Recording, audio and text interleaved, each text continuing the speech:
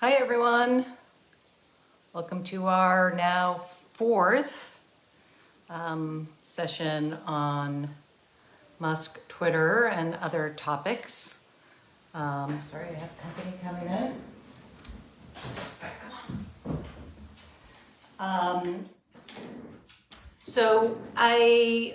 First of all, I want to just say, guess what is 2 weeks from today? Georgia. If you can, please make some calls, send some postcards. Thank you, Carol, for sending postcards. If you live nearby, go to Georgia and knock doors, donate if you can. This 51st seat is super important, not only for how the committees are structured. When we're 50-50, the committee numbers are equal. Even if we run the committees, it's not as powerful. Also, if we have a 51st Democrat, it will make either Manchin or Sinema less powerful and somewhat end their reign of terror. So do everything we can. We know how to win this runoff. We've already done it. But if you have time, please do volunteer. So I just want to say that. And another important thing that happened today, the Supreme Court ruled that Trump's tax returns will be released. For those asking, they do not go to the January 6th committee. They go to the House Ways and Means Committee, which has been a 3-year battle to get here. But they will have them before we lose control of the House. Is it ideal that the Supreme Court dragged it out this long? Absolutely not. Are we here? Yes. And so, the good news is they're out there. Once the genie is out of the bottle, the genie is out of the bottle. So excuse me for one sec, Chef's back out. Okay, so now back to Musk Twitter. And I, first of all, a couple of people asked, why are you so focused on Musk Twitter?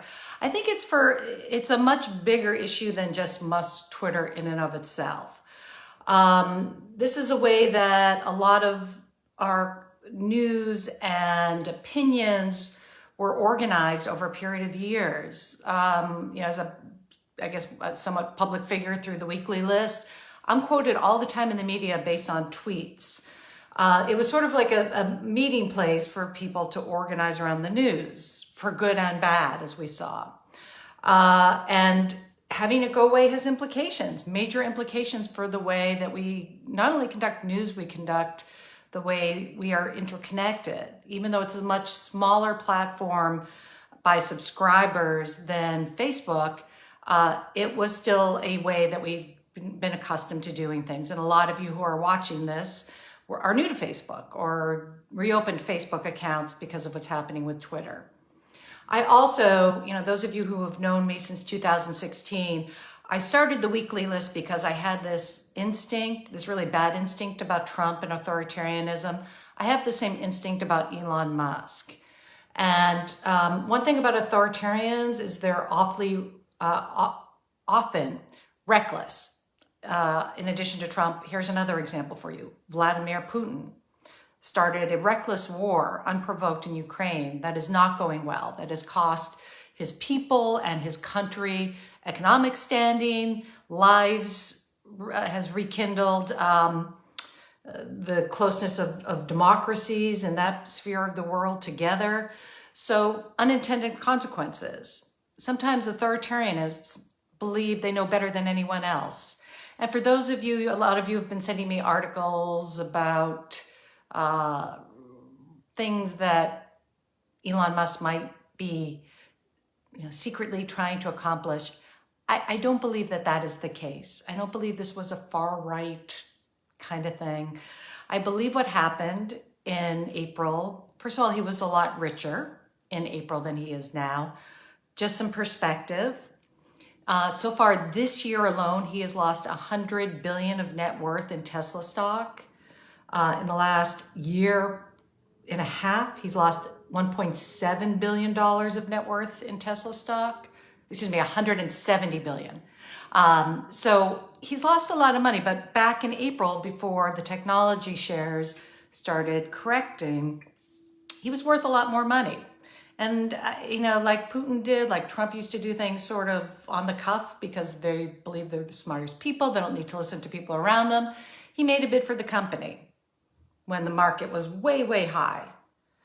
Twitter stock was trading just under 50. He bid $54.20 a share to be cute. And then by the time he closed, which he was made to close, he tried to walk on the deal several times. So again, it wasn't this grand vision. He tried to get out of it. He had signed an agreement and he could not get out of it. So he closed the deal. And as we've discussed in this Facebook Live series, he, at the time of closing, had already lost about half of the value of the company that he was investing in. In other words, he was paying $44 billion, which he agreed to in April. And by the time he closed, the company was worth somewhere in the range of 20 to 25 billion. So, he just had no choice. So we can come back to that. But I wanted to, first of all, there's been so much news since Saturday. I wasn't sure if it made sense to do one of these today, but there's been so much news. I want to point out 3 major red flags today in our Facebook Live. First of all, as we've discussed in the other Facebook Lives, there's 2 things that can bring down Musk Twitter. Not Twitter, Musk Twitter. Big difference. Musk Twitter. One is technology. I shared an article on my page and I'll share it after, which is glitches. Now, why is technology an issue? Well, there were 7,500 employees when he bought the company. He summarily dismissed half of them. A bunch others left. Depending on which news source you read, he's got about 2,300 employees left out of 7,500. Any of us who have worked in a big corporation where there are job descriptions and things intermesh with each other and whole departments are gutted, you don't recover from that so easily. Now he's trying to hire engineers, but you know what? Other companies are trying to hire his engineers. He's lost half of the engineers that worked, entire departments that manned things like content moderation have gone down from 120 people to a couple dozen. Some departments in their entirety are gone. So I use the analogy of a car last time when we spoke that if you have a car and you don't change the oil every 3,000 miles, the service light goes on and you just ignore it. The car doesn't break down right away. It slowly sputters and things go wrong. And then one thing goes wrong causes another thing to go wrong. We're in that zone right now. Things are starting to go wrong. They're not noticeable. The thing hasn't gone dark. But little things like people can't get help. People will see their tweets disappear. People will see content moderation that doesn't make sense, or just little small funky things that are problems with the code that will build on each other. So that's one way, as we've talked about, that Twitter could disappear. And the second way is the finances, right? That again, as we talked about, he paid $44 billion. It was worth about half of that when he closed. I got some additional information that the Wall Street Journal had this week that I want to share since our last since our last Facebook Live on who owns what. But something really important happened. I said there's 3 red flags. The first red flag was a story today in the New York Times that Elon Musk isn't paying his bills on time, that he's delaying paying vendors, delaying paying employees. Now, if you bought like a manufacturing company and the manufacturing company uses chips and widgets and all these other things to make, say, a car or washing machines or whatever, there might be an excuse for delaying, paying the vendors so you could sell the cars and sell the washing machines. There might be some economic sense when you first start a company to delaying. But when you're in the business he's in, there's no economic sense. What that means that he's not paying these bills is they're having a cash shortage. They are in a cash struggle. As I mentioned in the last Facebook Live, he had to sell out of his own personal shares $4 billion of Tesla stock just to give the company some money to run on. If he's not paying vendors, that's a sign that they're concerned about that cash going away. And why is that cash going away? And where are all these revenues going? Okay, so I got some better numbers to talk about since we spoke last.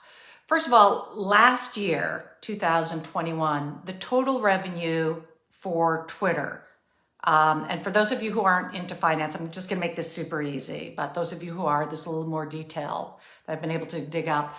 Their revenue when they were a public company was 5.1 billion. Okay, 5.1 billion for the entire year. The last quarter they reported, while they were still a public company, when you're a public company before Musk bought them, you have to report every quarter your financial results. Their last quarter, their revenue was down to 1.2 billion, a little under 1.2. So multiply that by 4, the run rate is something like 4.8 billion. Okay, so that's their total revenue. That's income before any expenses are paid for the entire year. Now, Elon comes in and with his $44 billion deal, how does he finance it? I got some additional information on that. The first piece we knew, we've been talking about the $13 billion of bank loans that come first. Those bank loans need to be paid off 100 cents on the dollar before anyone else gets anything. So if you're doing the math, 44 billion is what they paid for the company, 13 billion are bank loans, so there's another 31 billion that needed to be financed. According to the Wall Street Journal, Musk owns 27 billion of that, roughly. Again, there's no public information on this, but they're assuming that out of the other 31 billion, 27 billion is his money. The rest, we don't know exactly, but public articles, there's been disclosure that a Saudi investor who had Twitter stock rolled it in to the new company. Jack Dorsey rolled some of his Twitter stock into the new company. So there's 4 billion floating around through other people. Okay. So this $13 billion of bank debt, as we talked about, they have to pay $1 billion of interest on that alone before any of the other expenses of this company. So the company was, before Musk bought it, remember I said 4.8 billion about is their revenue. They got to chop off a billion of that before anything else, just on interest. It's like if you bought a home or you bought a car and you have to pay interest each month. Same thing with Twitter. But now, here's the tricky part. Now, when they made their last annual report, when they made 5.1 billion of revenue, 4.5 billion of that was ad sales. Okay? So let's just say it's about the same. Just say going into the time Elon Musk bought it. Out of the 4.8 or 5 billion of revenue, 4.5 billion are ad sales. And we know from reporting today in the Washington Post that roughly a third of that has been put on hold. So hold it. We just went from 4.5 billion of revenue. We just sliced off $1.5 billion to 3 billion. I mean, that's how important this is. This is also a time, the World Cup, because 75% of Twitter's audience is national. This is a time when typically Twitter brings in a large portion of their revenue from ads. And that did not happen. Why didn't that happen? The entire department has been fired. It's sort of like when you read the newspaper articles, they say, we tried to call Twitter's, but they have no communications department for us to call. Literally, there's nobody, the entire communications department was fired. The entire ad sale department either was fired or resigned. Their head of ad sales was fired, I believe. Then he brought her back, begged her to come back, and then she wouldn't fire enough people, so he fired her again. I mean, it's all over the place. So you get where I'm going. You've got this sort of like chain around your neck of $1 billion that you have to pay of interest. Plus, you have all these contractual obligations. And that's what like with vendors. It's a regular company. They have a corporate building. They pay employees, even though there's fewer of them. He still has to pay 3 months of severance to 7,500 employees 7,500 minus 2,300, the ones that left. He's trying to hire others.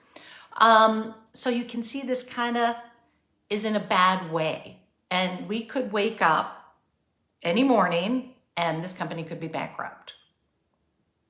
And all he'd have to do is pay off the $13 billion to the banks. The banks will get their money first, and then all of his investment will be worthless. Or, and believe me, this is happening because when I worked in the world of finance, this is how it works. There are, vulture investors making bids for this company right now, maybe somewhere in the range of 10 to 15 billion, enough to take the banks out. But you have to understand, when you stop paying your contractual obligations and you start to hemorrhage this much in your revenue, this company is bleeding money. So how long is he going to prop it up? Is he going to sell another 4 billion of Tesla shares to prop up this company? Or at some point, is he going to just write it down? I don't know. 2 other major red flags. The head of Twitter France resigned. He said it's over, which, is one thing. We see that happening. But importantly, the name of it is, sorry, I didn't write down the name. The French Regulatory Agency, forget the name of it, has given Twitter a deadline of November 24th to confirm that they will adhere to France's policy around moderation. Germany similarly has put a date certain for Twitter to say that they are going to comply with that country's rules on moderation. The EU has rules on moderation and the hate and the hellscape that Twitter has become.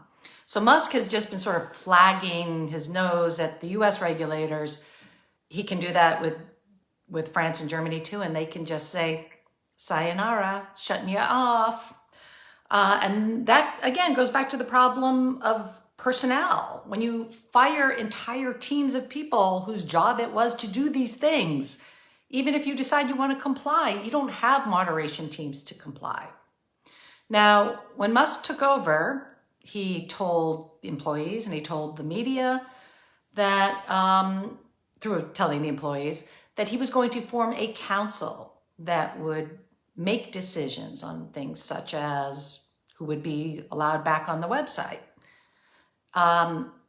And this, again, goes back to how erratic and irrational this man can be. It reminds me so much of Putin and Trump and Bolsonaro. They're all the same person in a different setting, these megalomaniacs who don't listen to anyone around them and know better about everything.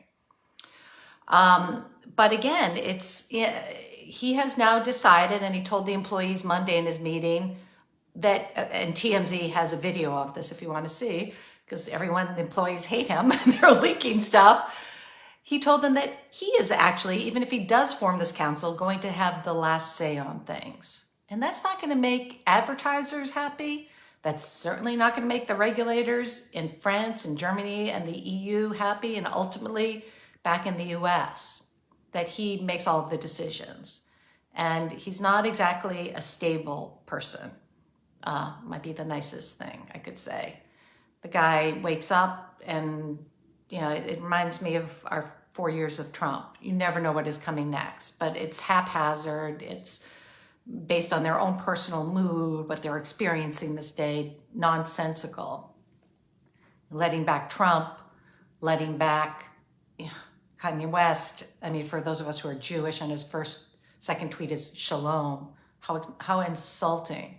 Any Jewish American still on Twitter? Like, if you need to be there, do not give him content. And then Marjorie Taylor Greene is back. Her personal account is back. Just, throwing it out there because he, is trying to bait Trump into coming back and tweeting again. So that's the second red flag. The third red flag that I noticed since we spoke last is, so there's 2 ways that he can make revenue. The one way was the advertisement. The second was this notion he has that he's going to sell this Twitter Blue, these verified accounts. They tried to launch it. It was a complete disaster. People were given check marks. You read what happened with Eli Lilly, that someone pretended they were Eli Lilly, their stock got punished because they said they were going to start giving away free products. People were impersonating the media. People were impersonating public figures. It was a mess. So Musk 3 or 4 days ago said we're scrapping that. And by November 29th, we're going to have everything fixed and be ready to roll. Then yesterday, in his meeting with his employees, he said, we're not going to have it ready necessarily November 29th. It will be ready when it's ready. So this is his other source of revenue. Again, we started out talking about how he's not paying his bills and stretching things out, which is always a sign of trouble. He's losing 1/3 of the revenue from ads that we know of, according to the already suspended, according to the Washington Post.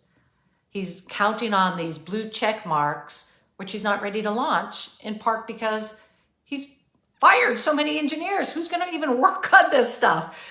Probably what they're doing right now is trying to, hold up the company, because I am sure that they're getting hack attempts en masse. I mean, Microsoft came out this week and reported that the amount of attempted hacking is up, I think like 70%, some huge number, and was warning platforms about changing passwords and so forth. So you can imagine the attacks now with all that personal information from world figures that are going on, attempted hacks. The engineers have to worry about that too. But, okay, so the other thing, in addition to all this is, in order to be able to sell these verification packages, or Blue Twitter, or whatever they're calling it, Twitter Blue, you have to be able to sell it in an app store. So say Shep wants to become a verified account. So Shep would go to, he's got his iPhone, he'd go to the App Store, Apple's App Store. Or he might have an Android phone and go to Google Store, and he would download it there. And he would sign up to pay $8 a month. But what if Apple and Google decide, you don't meet the terms of our apps because you are not moderating, you are allowing hate speech, you are allowing potential violence, you do not meet the terms of our agreement, and so we will not let you sell the app. It is disaster. This is what happened after January 6th with several far-right platforms that were starting up as a result of Trump being kicked off and others being kicked off Twitter, with Parler and other far-right apps that were starting off. Apple and Google Play said, no, you cannot have your app in our store. And they basically were almost, went away right then and there. Then they had to go back and work with Apple and work with Google to come up with actual moderation so they could still be their free speech platform, Parler. But they had to have certain content moderation to meet the rules of Apple and Google. So, read the tea leaves. Who knows? This is conjecture. It's not news. It's not reporting. But the gentleman by the name of Phil Schiller, who runs Apple's Apple app, deleted his account from Twitter since we spoke last on Sunday. So what does that mean? We don't know. And probably, I suspect, they are watching the situation just as they did with Parler and others. And if the amount of hate or potential violence is being fermented, if that goes beyond beyond what they're allowed in their rules, they can stop selling Twitter subscriptions, and that would kill all of that potential revenue for Musk. So that's my third red flag. You can see how all of these things can go wrong, and there's very little that is going right. I have read the articles that he's some, brilliant genius and he has some big game plan. Tesla was an invention. This is just my opinion. It was a groundbreaking invention to have an electric car when there wasn't that option at GM and Ford and everybody else yet. Twitter is a social media app. It will be recreated and imitated by others, and in 6 months, people, will be doing something different. There was something called MySpace. There was something called, we can go through all the names that we all were on at one point in time. These things have a life cycle. It is replaceable. It's not revolutionary. It was a company that served a purpose that, some experts believe trying to have these public squares now where people of different opinions meet up and try to, maybe that's not even the time for that kind of content in our country. Who knows? Don't have an opinion. But I just want to close out, and then I'm going to take questions. And your questions, I'm going to read them from my screen in front of me. People are saying, okay, for me, I had a much bigger footprint on Twitter. I had, before I stopped tweeting, I think close to somewhere in the range of 550,000 to 600,000 followers. So, a big following, bigger than here. Like here, I think I have 180,000. So much bigger. And so people are like, well, we need your voice. Why aren't you staying there? Well, my hope is, just to be clear, and my belief is that Musk Twitter is not going to last long, but Twitter might last long. That all of these things I've outlined, the issues with technologies, the issues with finance, the issues with regulators, the issues with Apple, Google, we don't know which is going to come first. Something's going to break. And the other thing I haven't even spoken about, Tesla stock. Oh my God, what a mess. It is down 58% this year alone, which is double what the NASDAQ is down. It's down 58%. It's down 200. It's lost like 2 times its value in the last year and a half. Now, why is it trading this low? Well, there's a lot of theories. Some of the theories have to do with the fact that Musk is pulling engineers out of Tesla to work at Twitter. He's pulling all of his attention out from Tesla, and he's not promoting the stock and telling stories of why people should buy it. All of that might be true. There might also be reputational impact from what he's doing now. I see people joking about selling their Tesla, and saying, or reconsidering buying a Tesla, and soon there'll be other options. The other thing that the media is not really talking about that I am watching, and again, this is private information, it's a private transaction, not a public, but the bank loan that I started out with, the 13 billion bank loan, that they were made to close. They did not want to close, these banks, because they are in real danger of not getting back 13 billion. Those banks took collateral in Tesla stock. So if things go really bad, really, really bad, and Musk Twitter is worth less than 13 billion, and the banks need to get their money back, they can start to sell Tesla shares. Now, that was in the original agreement. I don't know if it's in the final agreement. It's not publicly available.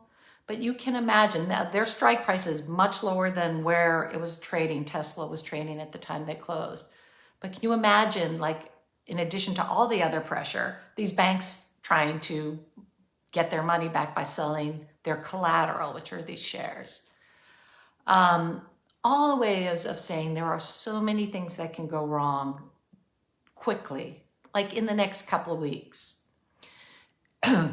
My belief is when we have this conversation a month from now or 2 months from now, Twitter will still exist. So it's not, even if it gets hacked or something, they'll be able to bring it back, but likely there'll be new ownership. And if there's responsible ownership, we will all go back. But in the meantime, you are not doing any sort of heroic favor by staying there and fighting with the far right people. First of all, the algorithm has changed. I see a lot of people, once in a while I'll check my feed and people are saying the feed doesn't work. I'm seeing the same content. I log off, I log back on 3 hours later, I'm seeing the same. So there's already issues with technology, but a lot of voices, Twitter is not, it's not anywhere you need to go for breaking news. It's mostly just people fighting with each other. If you want breaking news, again, I encourage you to download apps. You can download ABC News, NBC News, CNBC, whatever it is. Free apps, CNN. There's so many free apps. Reuters, I have, AP. These are all free. You can find the news there. You can set up alerts for yourself on your phone. For each app, like AP, you can say, alert me with news on politics, and Reuters, alert me with news on finance. Already Twitter, because it's become so quirky, is not doing those same kind of jobs. And you're going to see it over time degrade even further. And being there, all you're doing is providing content and a foil for Trump and all of that ilk. Remember, the only difference between Twitter and a Trump social is people like us aren't over at Trump social, providing a foil to fight with them. You're not ceding ground by leaving. You're just letting it go through its metamorphosis or collapse or death or whatever its life cycle needs to do.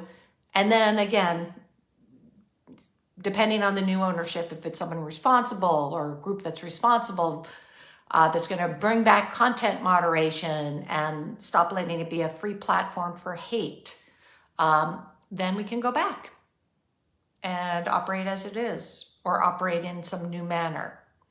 But being there right now, you're just screaming into the void and helping him, and he doesn't need your help. This thing needs to go away. Trump, Musk, Twitter needs to go away in its current form and come back as something usable.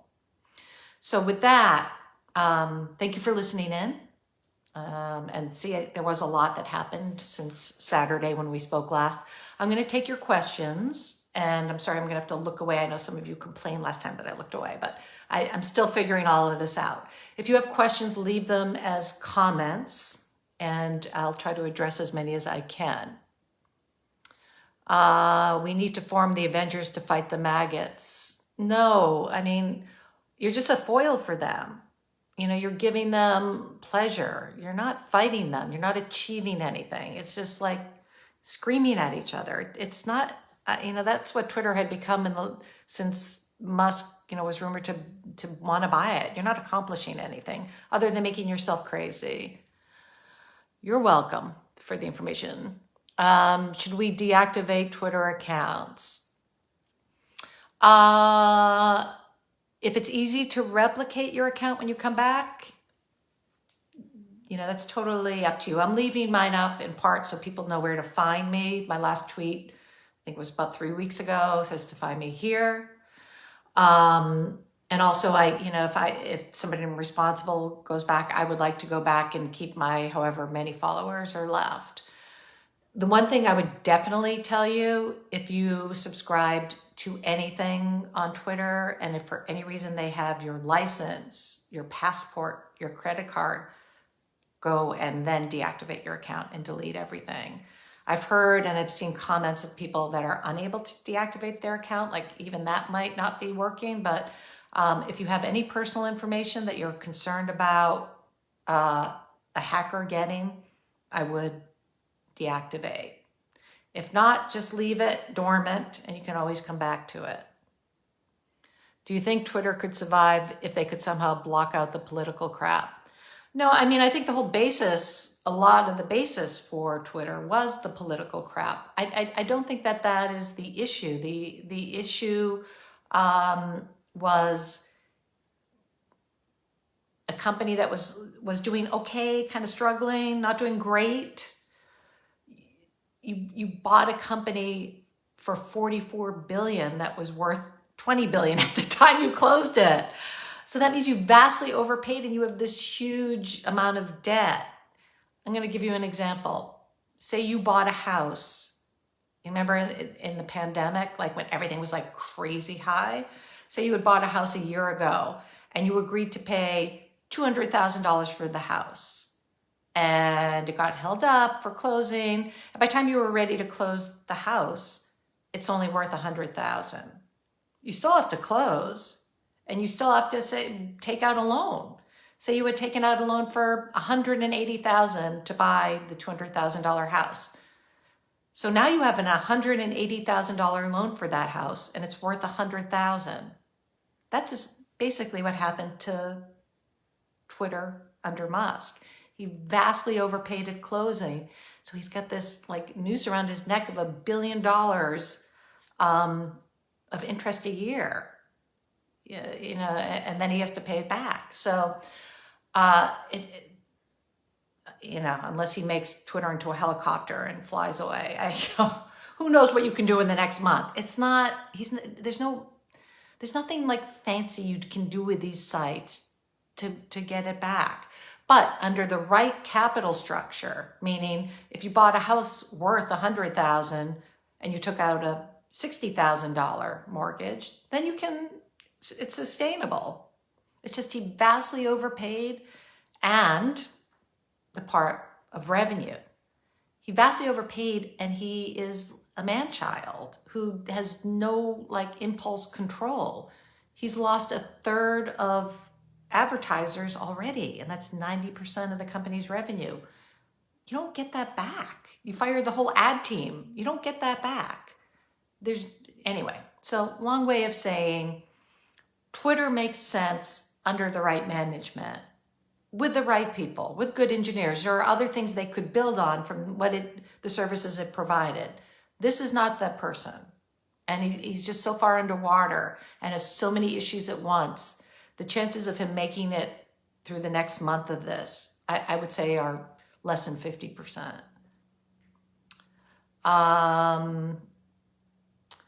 There's a reason the EU is coming after him. They take privacy. Yes, the EU is coming. Germany, again, France has given him till November 24th, which is not that far away, to say that he'll comply. So you could see, you know, Twitter go dark in parts of the world.